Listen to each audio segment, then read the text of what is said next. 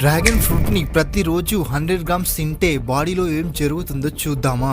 ఇందులో fibre percentage ఎక్కువగా ఉండడం వల్ల డైజెషన్ సూపర్ యాక్టివ్ గా జరుగుతుంది. కాన్స్టిపేషన్, అసిడిటీ, గ్యాస్ ప్రాబ్లమ్స్ వంటివి రావు. సుక్రోజ్, ఫ్రక్టోజ్ లెవెల్స్ తక్కువగా ఉంటాయి. దానివల్ల డయాబెటీస్ వచ్చే ఛాన్స్ ఉండదు. కొన్ని రీసెర్చెస్ లో తెలిసినది ఏంటి అంటే ఇది యాంటీ క్యాన్సర్ డ్రగ్ ఫ్రూట్.